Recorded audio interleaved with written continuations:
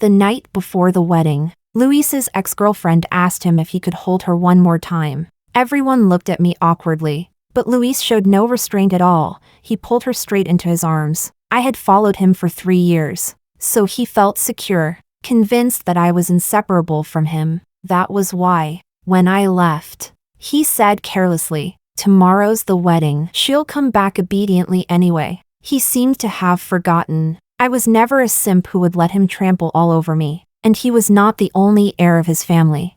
Chapter 1. The day before the wedding, a group of Luis's friends came to celebrate his last night of being single. Egged on by the crowd, a young girl wearing little more than a few scraps of fabric bit onto a slice of orange and eagerly pressed herself against him. Amid waves of cheers, Luis caught the orange slice with his mouth and passed it directly into another woman's lips. Right in front of me, his fiancée, without the slightest sense of restraint. I curled up in a corner of the room, watching him bask in attention under the title of heir to the Luobai group, commanding admiration wherever he went. Although my family was also considered a rising force in the business world, in his eyes we were nothing more than nouveau riche who had only made it in recent years. Naturally, he looked down on me, still, because our family held substantial liquid capital, enough to patch up his family's financial gaps. His mother graciously allowed me to come along, as if bestowing a favor, granting me the right to exercise the so-called legitimate wife's authority after my fiancé finished indulging himself among other women, so I could take him back in one piece.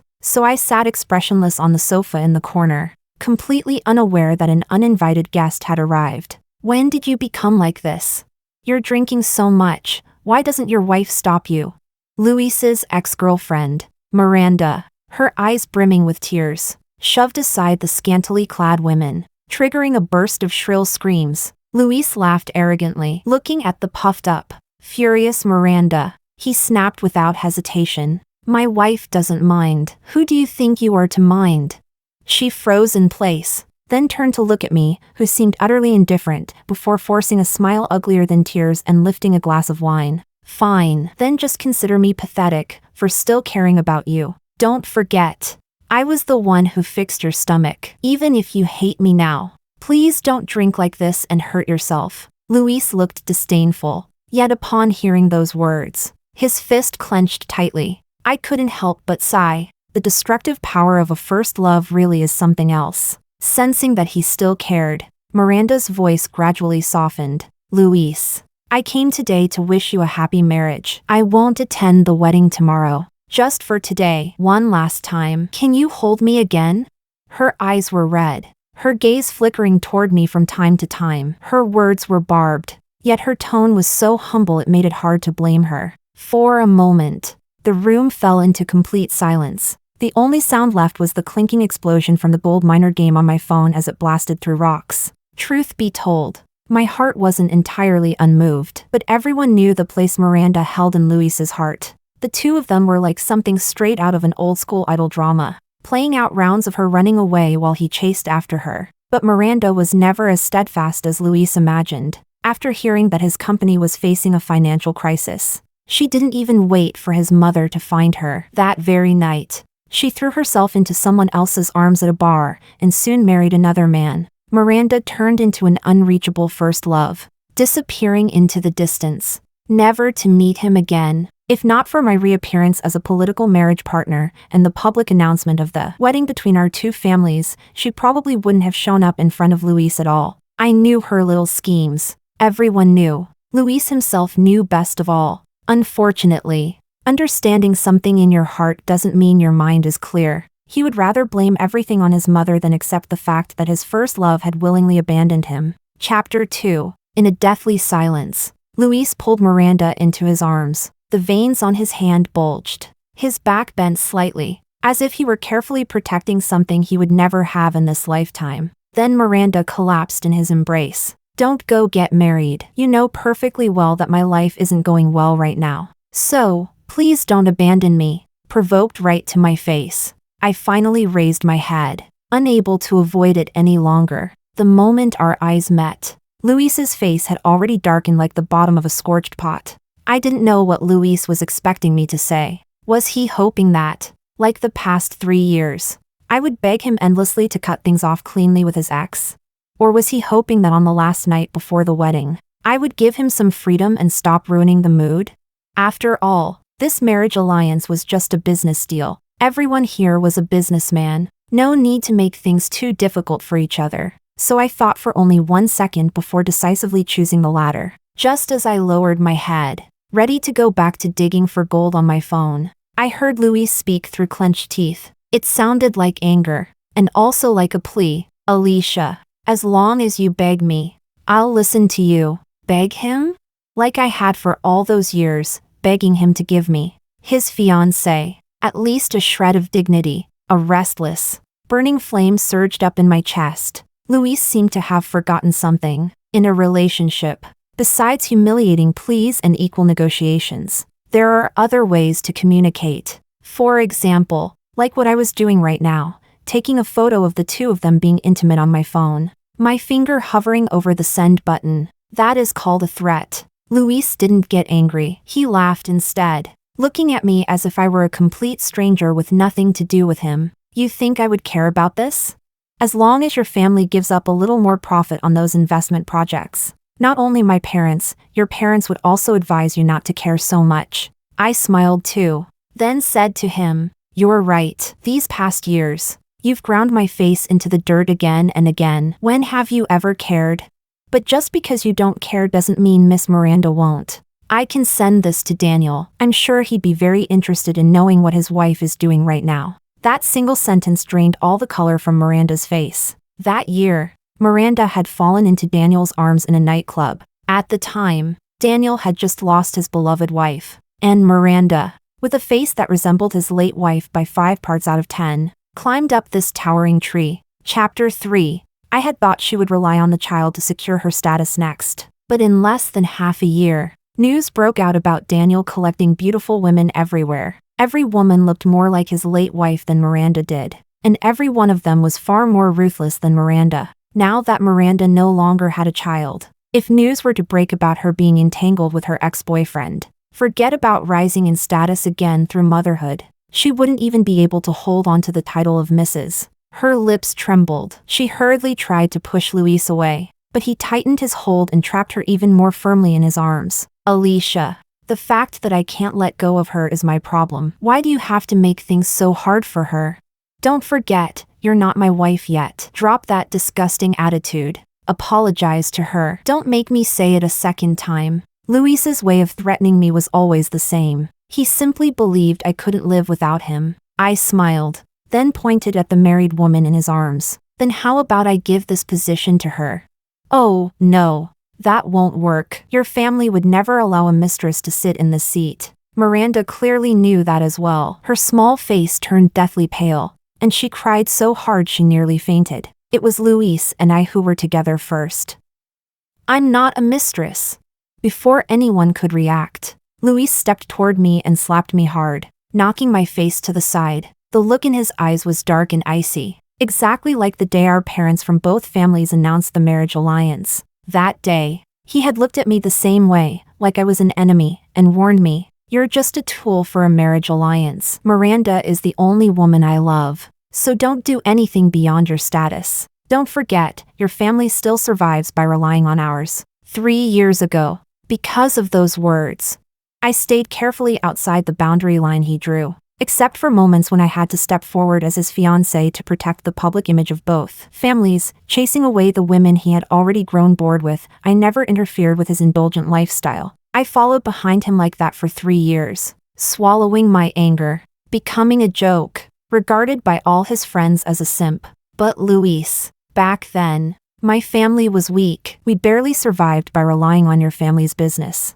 If I could marry you, my parents would have welcomed it with open arms. But over the past 3 years, as industry cycles shifted, my family's business steadily rose. Our cooperation with the Luis family gradually became mutually beneficial. Although your family still held the upper hand, it was no longer an era where a single harsh word from you could make me tremble. I touched my left cheek as the burning pain slowly spread across my face. Luis was a bastard, but I truly never expected him to hit me for Miranda. I curled my lips into a smile, tapped a few times on the chat screen, then turned and walked straight out of the private room. Behind me, I could hear his friends cautiously trying to persuade him. Bro, sister-in-law really left. Luis's voice was so calm it was infuriating. Tomorrow's the wedding. She'll come back obediently anyway. That position is hers sooner or later. What more could she possibly be unhappy about?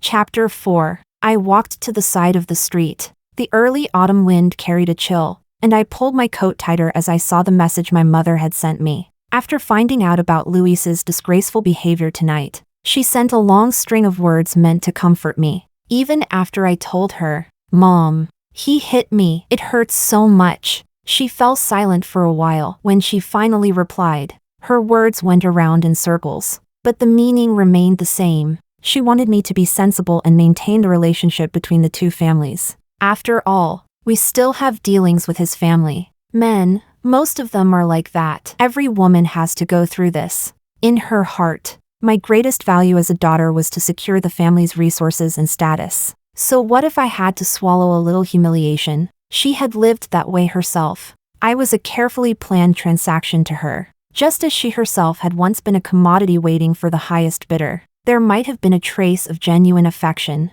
but it was never heavier than the face she had to maintain now. I had expected this long ago, yet I still couldn't help feeling disappointed. I tossed my phone into my bag and lifted my head toward the street corner. A man in an indigo trench coat stood there, looking as though he had been waiting for a while. He gently pressed a chilled drink against my cheek, massaging it a few times before speaking softly. Luis has always been like this, spoiled since childhood, allowed to do whatever he wanted. Everything was placed right in front of him, so he never learned to cherish anything. But if you stay with him, you'll live a stable life without worrying about food or clothing. Not like me. I've never been my family's first choice. Being with me will never be the easiest path. You've thought it through. Are you really choosing me? Hudson's voice was low. His bright eyes were gentle and deep. Even though this choice would benefit him entirely, he still laid everything bare for me with disarming honesty. He was Luis's older half-brother. Back then, his mother died from complications during childbirth. Their father used the excuse that a child needs a mother to care for him and quickly married Luis's mother. At first, Luis's mother treated Hudson with lukewarm indifference, until one day, she saw a photograph hidden in the safe. A picture of Hudson's biological mother. The same sharp nose bridge, the same striking eyes. If the two women's photos were placed side by side, even she herself might have mistaken one for the other. This world was, quite simply, a massive piece of substitute fiction. From that day on, Hudson became a thorn in her flesh, especially as Hudson grew older and gradually revealed his talent for business. While Luis, despite wearing the title of heir, kept making disastrous decisions. The stark contrast, pressure from shareholders, and complaints from the board drove that thorn deeper and deeper. She refused to direct her anger at her precious son. So Hudson was the one who suffered. At the time when her suppression of him was at its worst, he was sidelined at the company. He went to a bar to drown his frustration, and there, by sheer coincidence, ran into me, who had just been kicked out of a private room after following procedure to catch a cheating couple. Chapter 5. One of us was defeated. The other was in shambles. Thinking about it now, weren't we simply made for each other?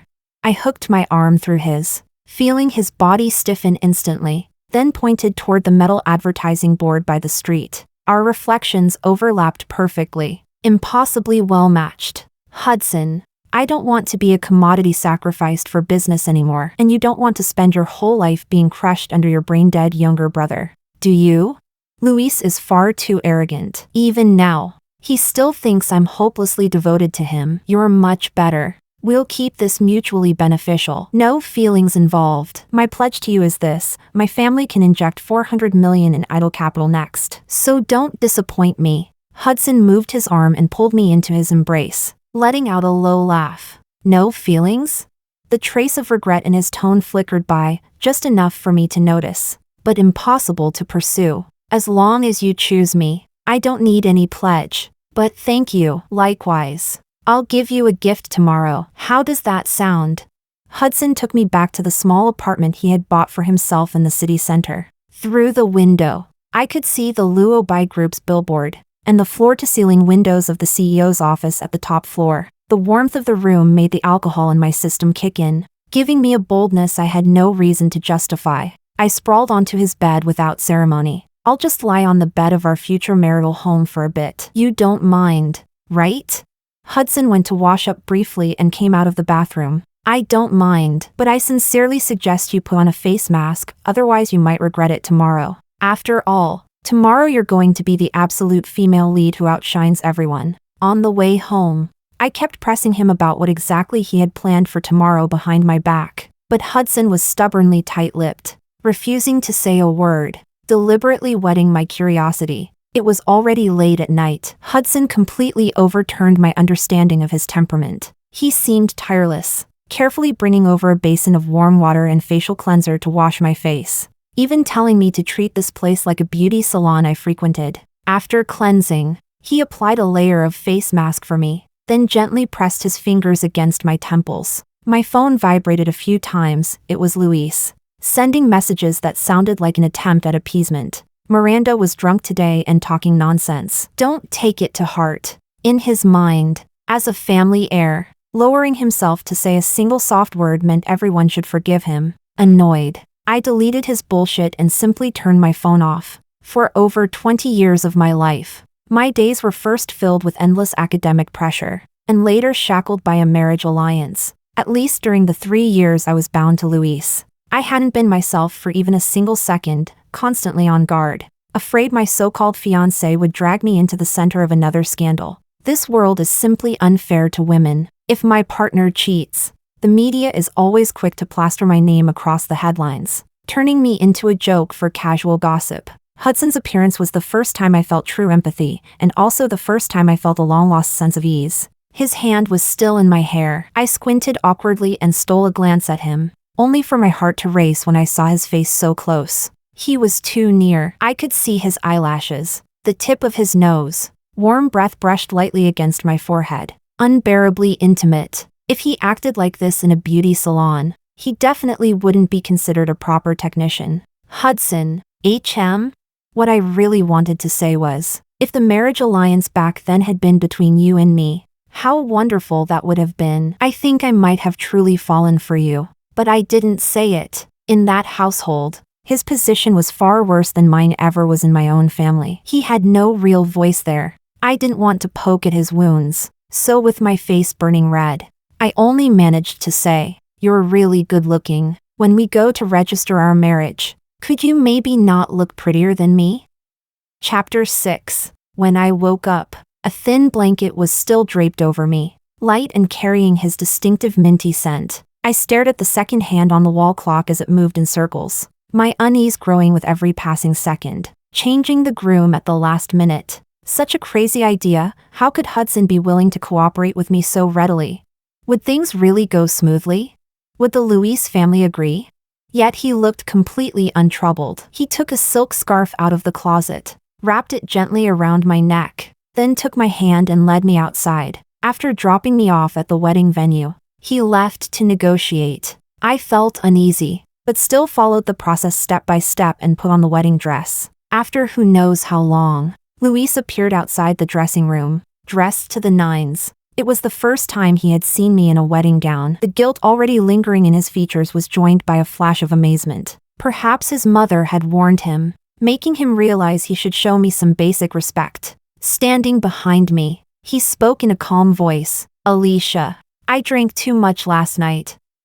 But since we're going to get married anyway, I'll give you the basic respect you deserve." There was guilt in his voice. No guessing was needed. I knew he had spent the entire night tangled up with Miranda. Respect. Respect again. Among elite families, it seemed that as long as appearances were maintained, everything beneath that thin veil, no matter how foul, could be ignored. Oh, Luis. No need. You might not believe it, but I really don't care. He frowned, perhaps because some guilt still remained. He didn't suppress me further this time. He tried to step closer, but I instructed the makeup artist to usher him out of the room. That wounded, affectionate look appeared on his face once again. Before leaving, he stammered, "Alicia, whether you believe it or not, she and I didn't go all the way last night. Kissing, hugging, those apparently didn't count as going all the way." He said it so naturally, as if not crossing that final line meant he had preserved the moral bottom line of a perfect man. Absurd. Perhaps he hadn't seen the news yet. Someone with ulterior motives had copied the bar's surveillance footage. The silhouettes of him and Miranda clinging to each other through the crack of a door had already begun to stir the paparazzi's sharp instincts. Once the paparazzi knew, most of the social circle would know soon after, and Miranda's husband would never let her off easily. So I could almost foresee it. She would definitely choose to turn back, gambling everything she had to snatch Luis back, at any cost. My phone began vibrating wildly. As expected. The wedding dress you're wearing was chosen by Luis for me back then. Did you know that? Miranda's provocative messages flooded my phone relentlessly. And suddenly, I understood what Hudson's surprise for me really was. The corner of my lips couldn't help but curl upward. Luis, your future, and your first love. Which one will you choose? Chapter 7. As the wedding music began and the guests took their seats, I wore my trailing wedding gown and prepared to walk toward the center of the banquet hall. Then the long-anticipated accident arrived right on time, finally allowing me to breathe a sigh of relief. Even if the wedding was doomed to be suspended, I didn't want to stand in front of Luis and swear vows of lifelong companionship. Bad luck clings to words like that. Miranda, also dressed in a wedding gown, burst into the center of the crowd and shouted at Luis on the stage. Luis, I already missed you once because of my cowardice. I don't want to miss you a second time. She wasn't wrong. That wedding dress fit her better, like it had been tailored just for her. Only, wrapped in the tight tulle skirt, a slight swell was visible at her lower abdomen. She thrust her belly forward in a show of defiance. Our child is already 13 weeks old. Even if your family doesn't want me, are you saying you don't want the child either? I froze where I stood. I hadn't expected Miranda to actually be pregnant. Over the past 3 years, I never expected Luis to love me. Nor did I foolishly imagine he would remain faithful. But I truly never thought he would fail to show even the most basic respect owed to a marriage alliance partner. Isn't it laughable? In elite marriages, the bottom line isn't fidelity, it's simply not producing illegitimate children. And even such a low bar was something he couldn't meet. I straightened up, walked over to Luis, and slapped him with all my strength. Luis, I'm only returning one slap. You're getting off cheap. Miranda was still Daniel's wife. If this news had broken after I married Luis, not only would his already declining family be hit hard, even my own family would suffer a devastating blow from public opinion. How dare he? Behind me, my bridesmaids, young heiresses from families connected to ours, were blunt and outspoken, with lips pursed. One of them blurted out, "A 13-week belly isn't that big. That looks more like a stuffed pillow." There are so many women trying to cling to power these days, they'll use any trick. Sister, don't be too upset. The girl spoke without any regard for Luis's family. His expression grew uglier by the second. His long-hidden first love was being labeled a gold-digging schemer, and the one saying it was someone he couldn't afford to offend. The feeling was easy to imagine. Alicia, I'll give you an explanation. I didn't. You didn't what? Do you dare say you didn't sleep with her? Do you need the media to release the bed photos before you admit it? But she shouldn't have gotten pregnant. This time it really was her being reckless. Before Luis could finish his sentence, Miranda, down on the floor, flung an entire stack of medical reports into the air, triggering gasps throughout the room. So what if she hid a pillow under her dress? So what if she exaggerated for effect? She was indeed 13 weeks pregnant, and the news of her affair with Luis was already all over the paparazzi circuit. Luis's face drained of all color. He couldn't utter a single word. 13 weeks. That was exactly when Luis and I had just announced our wedding. Luis couldn't let go of his first love, and Miranda couldn't forget the feeling of once being treasured in his hands. So the two of them rushed back together, patching things up and tumbling into bed. The entire hall erupted. Whispered conversations grew louder and louder. Luis's mother was so furious she nearly couldn't stand. She grabbed a glass nearby and hurled it toward Miranda. Perhaps that reminded Luis of the humiliation Miranda had once suffered at his mother's hands. Instinctively, he rushed down from the stage and pulled her into his arms. Once again, in front of everyone, he ground my dignity into the dirt. Luis, do you have any idea what you're doing? His mother's shrill scream snapped a shred of reason back into him. He loosened his grip on Miranda, belatedly, but it was too late. From the second Miranda appeared in a wedding dress, the media had already exploded. Paparazzi who had long been waiting outside surged like hyenas. cameras and microphones poised to capture a scandal. Luis's position in the Luobai group was already unstable, maintained only through his parents' backing and our family's support. After Miranda's stunt today, forget about becoming general manager, he might not even keep his position as vice president. I saw my mother, who had always told me to endure, clutching Luis's mother's sleeve tightly. Her usually well-maintained face was flushed crimson. Perhaps she remembered her own wedding years ago, when her husband's affair with a waitress on a yacht had been exposed to the world. Even if the media had been silenced, it had remained a joke whispered endlessly among society ladies. From afar, she looked at me on the stage. 2 lines of tears slid down her face.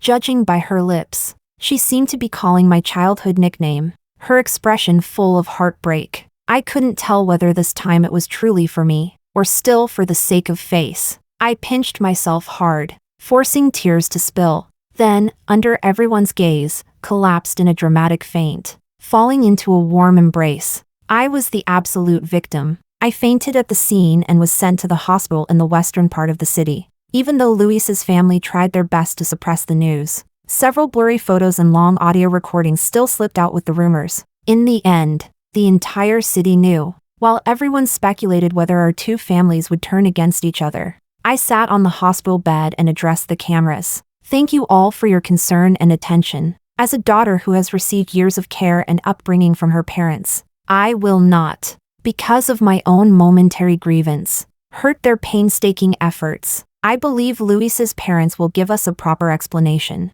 Our families had been in business together for many years. Even if our relative positions had shifted, business wasn't something that could be cleanly divided by who was stronger or weaker overnight. Everyone understood, forcing a split would cost both sides dearly. As the victim of this marriage alliance, I showed a weary smile to the cameras and still insisted on sharing my family's burdens. Seen through anyone's eyes, it was enough to move them to tears. My parents visited me at the hospital several times. How could my little schemes fool them? But they said nothing. With public opinion subtly steered by me, my family's visibility soared, and the evaluations were mostly positive, beneficial to our stock price. Those who profit do not speak. Chapter 8. This was a lesson I had learned over the years from my younger brother. On a bright, breezy afternoon, my mother gently tidied the loose strands of hair by my temples, then pressed the household registration booklet into my hands. There was still hesitation in her eyes as she spoke earnestly. Alicia, I've thought it through. Life in a wealthy family really isn't that great. If you're unhappy, even if you don't want to get married. She hadn't finished before I interrupted her. That's not necessary, Mom. The Luis family doesn't even have a daughter. You can't possibly send your precious son to sell himself. Can you? The moment the words left my mouth, even I was startled. I thought my heart had long gone numb, yet my tone still carried an edge of reproach. She froze for a second, then met my calm, emotionless gaze. For my brother's position in the family, no matter what, you were always going to sacrifice me in the end, weren't you? She avoided my eyes. In the end, she said nothing and left the hospital room. When the door opened, she ran into the person who would give that appropriate explanation. Hudson came to see me with flowers. He nodded politely to my mother. Sunlight spilled over him, giving off a warmth that felt almost tangible. He looked tired. His hair wasn't deliberately styled. He set the flowers by my bedside and began peeling an apple for me. Hudson, thank you, but I really don't like eating apples. You saw the apples my mom brought in, right? But she doesn't know that I can't eat apples at all. I'm sorry, Alicia. It's okay. You're the one person who never needs to apologize to me. Silence spread. I looked at his exhausted face. Are you very tired today? His shoulders stiffened slightly. Then he answered awkwardly. I'm fine. I thought you said that on the day we registered our marriage. I absolutely shouldn't look better than you, so I deliberately didn't sleep last night. He placed his own household registration booklet on the bedside table, then took out a ring. Alicia, even if this is cooperation, I still think you deserve a proper proposal. Alicia, thank you for choosing me when I had nothing. So if I'm fortunate enough for our lives to intersect, it will be the honor of my lifetime. He lowered himself completely, kissed my hand, but didn't force the ring onto my finger. On his left hand was already a plain band, as if to say he had willingly bound himself to me long ago. A document I had assumed was a prenuptial agreement was spread open. It stated clearly that Hudson voluntarily gifted 10% of the company's shares to Ms. Alicia before marriage. I don't have much right now, Hudson said softly, but I can give you everything I have. If Luis's mother heard those words, she would probably be furious beyond measure. 10% of a publicly listed company. For an individual shareholder, that was an unimaginably massive stake. She had fought openly and secretly for over 20 years, yet only held 3% in her hands. Tears slipped down my face, completely beyond my control. I had pretended not to fight, not to want, for far too long. So when someone placed their heart directly into my hands, I simply couldn't pretend not to be moved. I do. My fingertips trembled slightly as I slipped the diamond ring onto my own left ring finger. The size was perfect. How wonderful. It had been designed just for me. For once, I didn't have to give it to anyone else. Alicia, what are you doing? Chapter 9. The hospital room door opened again. Luis stood at the doorway, a bag of apples in his hand, his face pale as paper. Hudson didn't even turn around. He only smiled in satisfaction after seeing the diamond ring on my finger. It suits you perfectly. It was custom made just for you. No one will ever show up in front of you again wearing the same thing, trying to flaunt it. He never looked back. Yet every word carried sharp irony. Luis's trembling voice sounded again. No, about Miranda's wedding dress. I can explain. She secretly used my phone to contact the designer. I didn't tell her to. The explanation was painfully weak. Fortunately, I no longer needed to care. Ever since the wedding fiasco, Luis had been locked up by his father. This time, he had really caused a catastrophe. The scandal at the wedding caught the entire company off guard. If Hudson hadn't stepped in immediately to manage public relations and silence some reporters, the impact would have been far worse. Luis was temporarily suspended and demoted. Hudson, credited as the hero, directly took over his position. Hudson's performance and capability were obvious to everyone. This ascent was something people had long been hoping for. Even if Luis's mother exhausted every effort to block it, there was nothing she could do. I heard that Luis had completely broken down, shouting at his father, "He's just an illegitimate son. Why won't you help your own son instead of helping a bastard?" His father's response was icy to the extreme. "Shut up. Compared to Hudson, you're the real illegitimate one in my eyes. If it weren't for your eyes resembling Hudson's mother's, do you think you could have married into this family? How Hudson's mother died, you might have fooled me for a while, but you couldn't fool me forever. All these years, I've treated you and your son generously enough." Luis's mother collapsed onto the floor. Who won and who lost? The dust had settled. Luis's mother had come to the hospital a few times recently. Each time, I fainted right in front of her again, giving the media fresh fuel to exaggerate. As for this visit from Luis, I didn't know whether he had sneaked out on his own, or whether his mother had run out of options and sent him to make one last desperate gamble. But Luis, it wasn't that I never gave you a chance. I did. I gave you 3 whole years. You didn't cherish it. Who else is there to blame?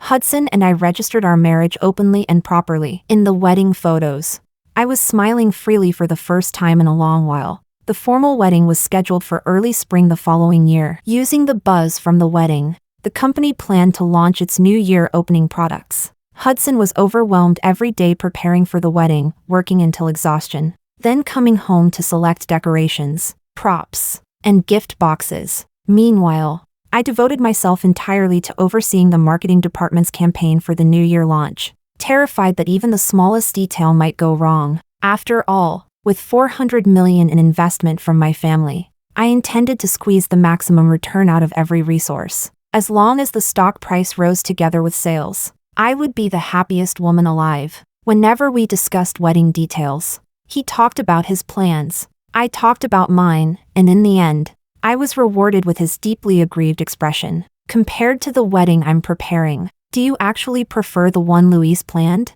Shut up, Hudson. What nonsense are you thinking?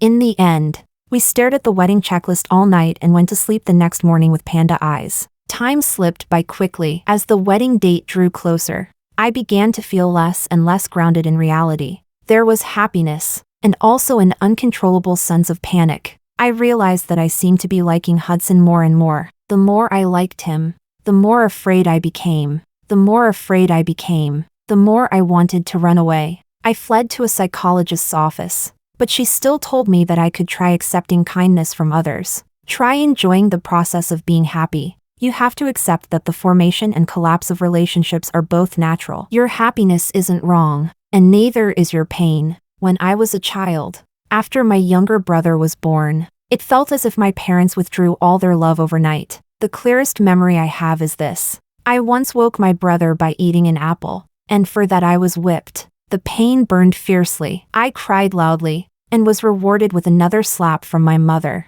Don't cry, you'll wake him up. Chapter 10. From that point on, I became terrified of love being withdrawn abruptly, like falling off a cliff. I hid my feelings carefully, afraid of sinking into false yet beautiful illusions, only to wake up and find myself stranded on a tightrope stretched across a ravine. But strangely enough, being with Hudson never required me to tread so carefully to maintain our relationship. By the time I realized it, a smile had already spread across my face. I started putting more energy into the ordinary details of everyday life, instead of constantly imagining whether our marriage would collapse at some point in the future. Tonight, the company responsible for our wedding photos sent me the final images. After some thought, I selected a few and posted them to my social feed, forcing myself to take that first step. After tapping post, I pressed my phone against my chest. My heart pounded like a drum. Then Hudson followed up with his own post, 9 photos. Every single one of me.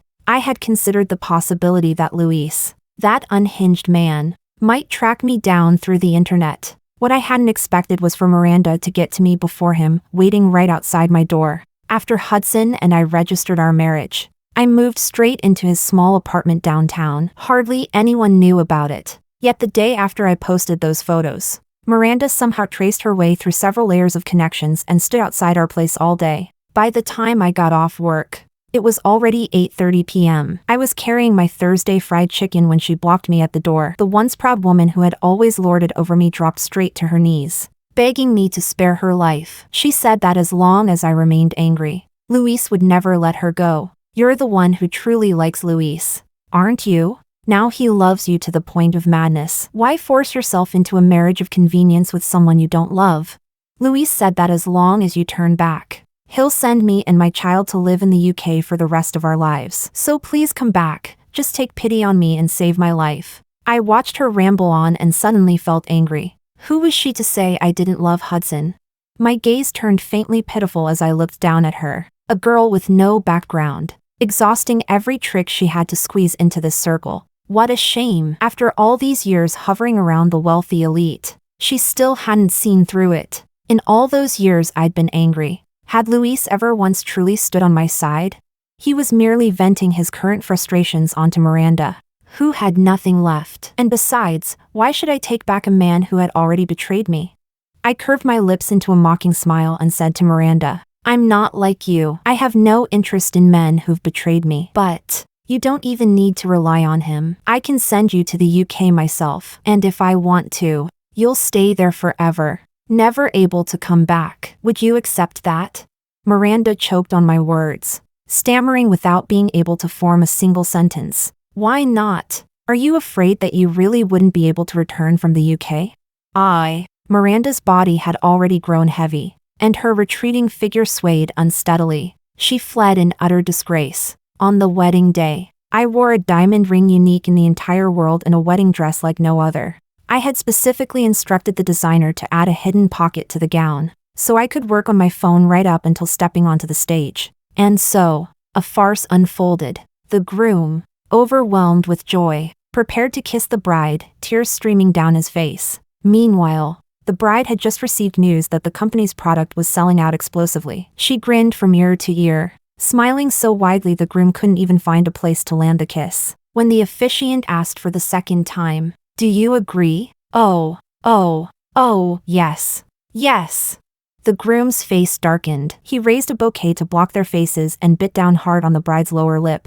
The wedding was held by the sea, not confined to an indoor banquet hall. After the simple ceremony, the guests were free to enjoy the private beach. The beach was secured with layers upon layers of guards. No uninvited person could possibly appear. Daniel was also invited and exchanged a few polite words with us. By his side was a young woman who resembled his late wife even more, wide, innocent eyes blinking as she obediently looped her arm through his. She looked harmless. Yet behind the scenes she had spent a great deal of money making Miranda's life in the UK miserable, nearly forcing her, pregnant, into homelessness. The timing of Miranda's pregnancy had always been ambiguous. Afraid the child might actually be Daniel's, she tormented Miranda relentlessly. And Luis, who had once promised Miranda a life of luxury in the UK, turned a blind eye to all of it. He wasn't foolish enough to offend a woman who might become Daniel's next wife for the sake of a mistress. Luis appeared in front of us with a glass of wine, his gaze lingering on my slightly swollen lips,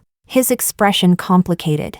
I drank openly, watching him finally deflate like a punctured balloon. I saw the light drain from his eyes as he forced a self-mocking smile. Alicia. You should call me sister-in-law. Hudson cut in firmly, making it nearly impossible for Luis to maintain his polite facade. If Miranda hadn't disrupted our ceremony last time, would we have already been together? His eyes were reddening, so convincing it almost made me believe he loved me to the core. Does that really matter? You're only this miserable because the once confident you suddenly lost both options, me and Miranda, at the same time. Why pretend to be devoted now? But I really didn't. I truly made up my mind. After marrying you, I would have settled down and been with you. I let out a cold laugh. By settling down, do you mean secretly keeping a mistress in the UK or somewhere else I can't see? And then having us all coexist peacefully? He took a deep breath and said with utmost sincerity, believe it or not, I only touched her once when I was drunk. And I used protection. The child in her womb isn't mine. Oh, after Luis left in a daze, Hudson wrapped an arm around my shoulders and muttered sourly into my ear. You know that's impossible, right? Miranda was someone I arranged. And I was the one who sent their videos to the media. As long as I was around, he was never going to complete that wedding. Family security is always tight. Without my involvement, how could Miranda have successfully broken in? I sabotaged your wedding with Luis like that, wife. You're not mad, are you? I clinked glasses with him and pinched his cheeks soothingly. Not mad at all. After all, the day Luis met Miranda, I poked several holes in his condoms. I wasn't wrong. The two of us really were made for each other. Hudson, my feelings for you were the same. Long planned. Extra, Hudson, falling for her. Chapter 1. Even after we got married, everyone seemed to believe that Alicia and I wouldn't have a good ending. Even Alicia herself thought so. At a business reception, several executives tried to curry favor with me and secretly slipped a hotel key card into my hand. On the back of the card was a vivid red lipstick mark. What it implied was obvious. Alicia didn't seem jealous at all. She was even chatting casually with my secretary. Meanwhile, my heart felt inexplicably sour. She probably didn't know that I had liked her for a very, very long time. Chapter 2. Many years ago, she came to our house with her parents. During the dinner, she seemed to be treated like a commodity, a bargaining chip pulled back and forth across the negotiating table. Her eyes were bright, carrying both ice and fire within them. She was like a blade of grass, tough and resilient, growing vividly in a brutal environment. I didn't understand what love at first sight was. By the time I realized it, my heart was already pounding uncontrollably. That was when I learned she had a younger brother, 10 years her junior. He had no ambition, yet was designated as the family heir solely because of his gender. A family like that, even someone from the Qing dynasty would call it feudal. My father and my aunt thought her family had risen too late, mere nouveau riche, unworthy of Luis, so they pushed me forward instead. My aunt wore a hypocritical smile, believing that using a nouveau riche's daughter would be a way to humiliate me. What she didn't know was that while I put on a facade of being insulted, I was ecstatic inside. Reality proved that extreme joy often leads to carelessness.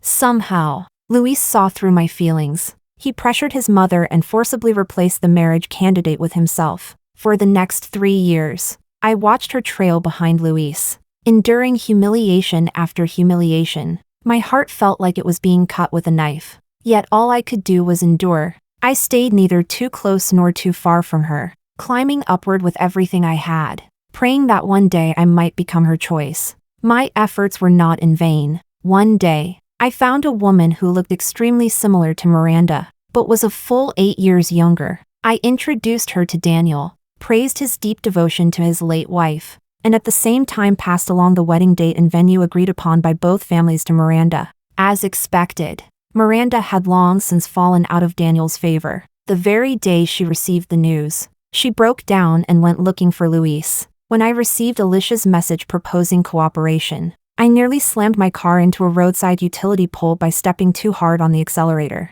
I felt like a peacock spreading its feathers, desperate to show her everything I was capable of. Chapter 3. On the day I proposed, she asked why I looked so exhausted. Panicking, I said it was because on the day we registered our marriage, I absolutely couldn't look better than the bride. What a ridiculous excuse. The truth was that I was so excited I didn't sleep all night. The butler even caught me practicing my proposal on the terrace. And in my panic, I banged my head. But none of that mattered, because she said yes. She said she had been planning me all along. What she didn't know was that, in the time she couldn't see, I had also been walking steadily toward her. Chapter 4. I came back to my senses, returned the hotel key card, and pulled the secretary who attended the reception with me aside.